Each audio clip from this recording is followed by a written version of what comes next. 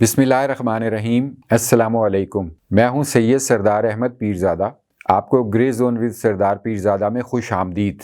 یہ supreme court میں جو اس وقت خیبر پختونخوا اور پنجاب میں انتخابات کے حوالے سے سماعت چل رہی ہے، اس میں آج ایک بڑا دلچسپ موڑ سامنے آیا ہے، جس کو دیکھ کر مجھے ایک تاریخی واقعہ یاد آ گیا۔ دلچسپ بات یہ ہوئی کہ معزز چیف جسٹس صاحب کی آنکھوں میں آنسو آ گئے، ان کی آواز بھرا گئی سماعت کرتے ہوئے اور سنتے ہوئے دلائل۔ واقعہ کیا سامنے آیا جو مجھے یاد آیا، آپ بھی بہت سے لوگ اس واقعے کو جانتے ہوں گے۔ ہمیں یاد ہے کہ مسلمانوں نے اسپین پر حکومت کی اور بڑی دبنگ حکومت کی، لیکن آخر میں مسلمانوں کو عبرت ناک شکست ہوئی اسپین سے، اور جب آخری بادشاہ، شکست خوردہ بادشاہ اسپین سے، ان کے دارالخلافے سے نکل رہا تھا، شام کے دھندل کے چھا گئے تھے، تو اس نے شہر سے باہر نکل کر مڑ کر شہر کو دیکھا اور اس کی آنکھوں میں آنسو آ گئے۔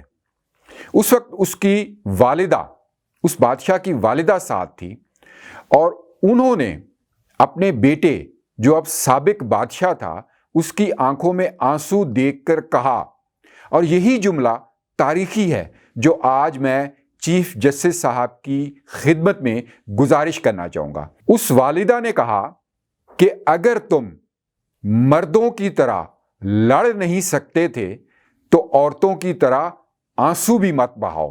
چیف جسٹس صاحب، جج صاحبان جو ہوتے ہیں ان کے فیصلے بولتے ہیں، ان کی آنکھیں نہیں بولتی۔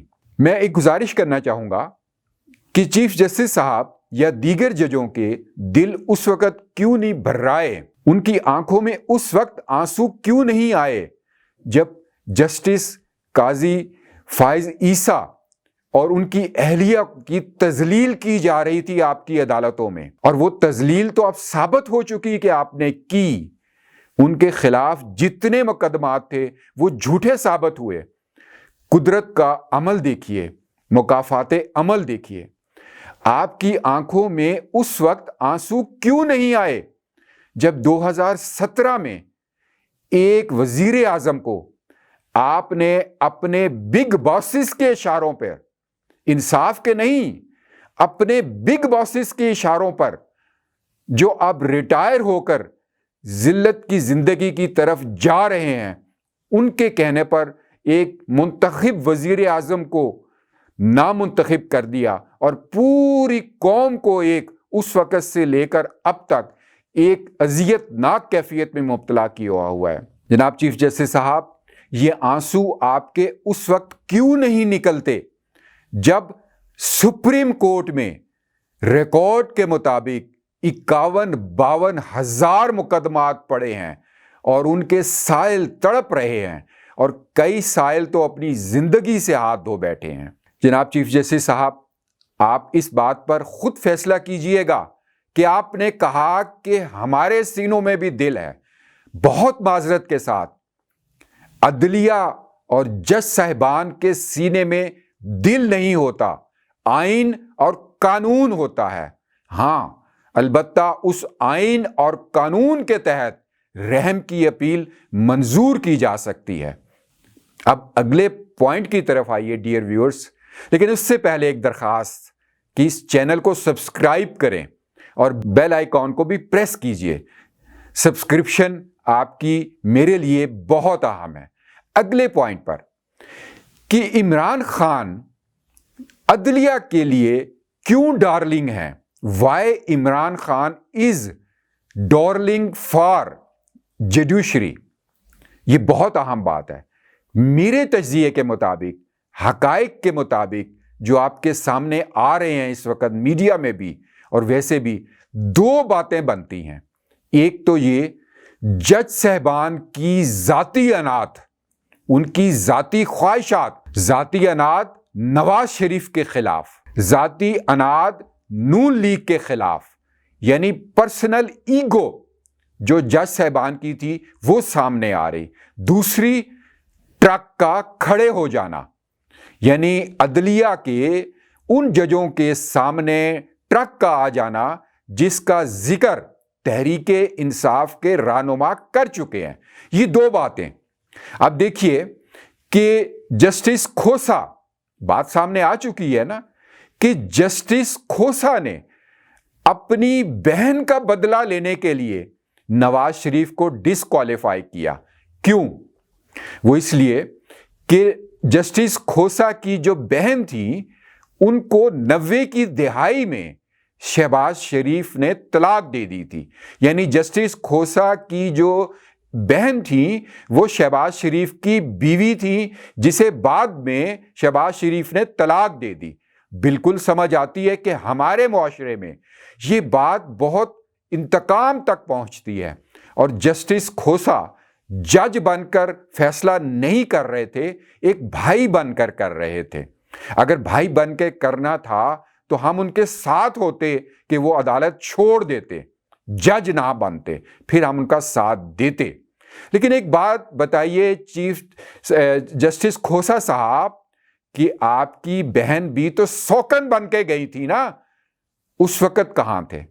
اور جسٹس کھوسا صاحب یہ بھی بتائیے کہ جمائمہ کو بھی طلاق دی، اس کا بدلہ آپ نے کیوں نہیں لیا؟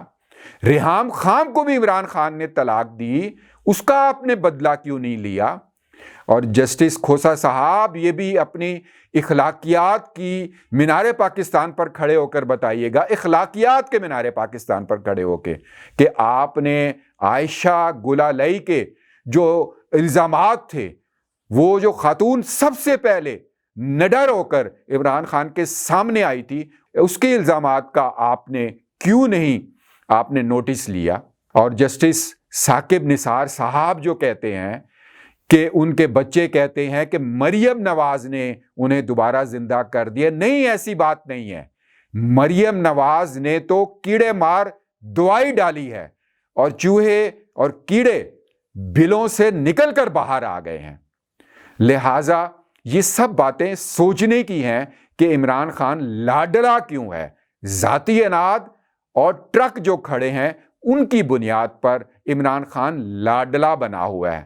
آگے آئیے، دیکھیے کہ جتنی اعلیٰ سروسز ہوتی ہیں، جتنی سپیریئر سروسز ہوتی ہیں دنیا میں، ان کے جو عہدے دار ہوتے ہیں، ان کے جو عہدوں پر فائز لوگ ہوتے ہیں، ان کی گاہے بگاہے ان کا ذہنی معائنہ کرایا جا رہا ہوتا ہے، ان کے نفسیات کی جانچ پڑتال کرائی جا رہی ہوتی ہے، ان کا سائیکولوجیکل ٹیسٹ کرایا جا رہا ہوتا ہے کہ کہیں یہ دباؤ میں آ کر، کہیں یہ پریشر میں یا کسی اور وجہ سے ان کے دماغ ہلنا تو نہیں شروع ہو گئے.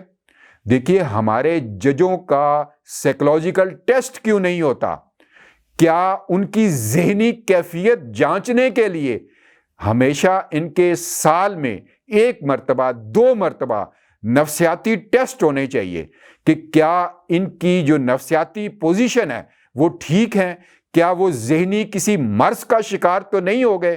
کیا وہ منتقم مزاج ہو کر کسی ذہنی جو ہے الجھاؤ کا شکار تو نہیں ہو گئے؟ کیا وہ ٹرک دیکھ کر ان کے ذہن پر کوئی اثرات مرتب ہونا تو نہیں شروع ہو گئے؟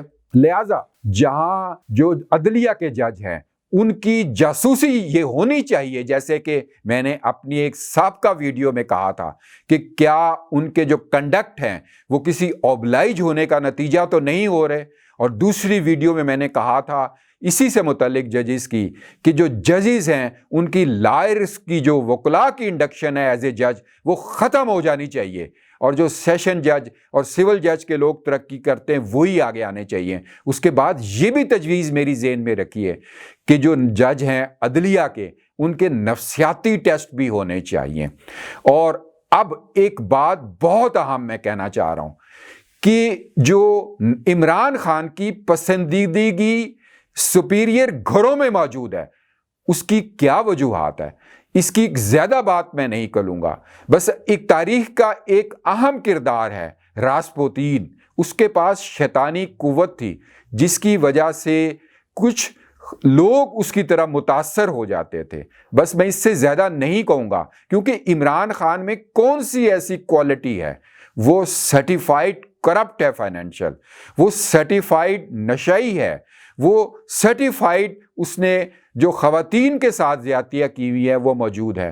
اور اس کے علاوہ بھی آپ دیکھیے کہ اس کے پاس گڈ گورننس کا 4 سال کا جو تجربہ ہمارے سامنے آ چکا ہے وہ پوری قوم رو پیٹ رہی ہے. تو کیا وجوہات ہے کہ اس کے بارے میں جو سپیریئر جو لوگ ہیں ان کے گھروں سے پسندیدگی موجود ہے؟ اس بارے میں سوچنے کی بات ہے. اب آخر میں بہت اہم بات ڈیئر ویورز آپ کے ساتھ کرنے جا رہا ہوں جو مستقبل کے چند دنوں میں ہو سکتا ہے، جو پاکستان کی عدلیہ کی تاریخ میں بہت ایک شرمناک بات ہوگی موجودہ چیف جسٹس کے کنڈکٹ کے حوالے سے، اور جو اس وقت جو معاملات چل رہے ہیں اس حوالے سے یہ بات زور پکڑے گی کہ چیف جسٹس صاحب جو ہیں وہ ریزائن کر دیں، استعفیٰ دے دیں. اور اگر انہوں نے ایسا نہ کیا تو یہ عین ممکن ہے کہ ان کے جو ساتھی جج ہیں ان کی طرف سے کوئی ریفرنس آ جائے اور چیف جسٹس صاحب کے پاس اس سے بڑی زندگی کی شرمندگی کا اور کوئی موقع نہ ہو. یہ بات میں آپ کے سامنے رکھ رہا ہوں اور اس کے حوالے کے لیے ایک قدرت کا عمل آپ کو بتا رہا ہوں کہ تمام تر معاملات جو قاضی فائز عیسیٰ صاحب کے چیف جسٹس بننے کے راستے میں رکاوٹیں تھیں وہ آج ختم ہو گئی. کل شہباز شریف وزیر اعظم نے ان کے خلاف کیس واپس لے لیا تھا اور آج صدر مملکت نے ان کے کیس واپس لینے کی منظوری دے دی ہے. یہ آخری رکاوٹ تھی. بے شک ان کا جو ٹینیور ہے وہ موجودہ چیف جسٹس اگر سپٹمبر تک رہتے ہیں اس سال تو اس کے بعد شروع ہوگا، لیکن اگر چیف جسٹس نے استعفیٰ دے دیا یا ان کے خلاف ریفرنس آنے کے بعد انہیں سبکدوش ہونا پڑا تو جو یہ چیف جسٹس کا تاج ہے، جو یہ انصاف کا ترازو ہے، وہ قاضی فائز عیسیٰ صاحب کے ہاتھ میں آ جائے گا. اور پھر امید کی جا سکتی ہے کہ پاکستان میں انصاف ہوگا نہیں بلکہ ہوتا ہوا نظر بھی آئے گا. ڈیئر ویورز، آپ کو یہ ویڈیو کیسی لگی؟ اور میں نے جیسے پہلے ریکویسٹ کی آپ اس چینل کو سبسکرائب ضرور کیجئے، اپنے دوستوں سے شیئر کریں اور اپنی جو رائے ہے کمنٹ باکس میں ضرور دیں. God bless Pakistan.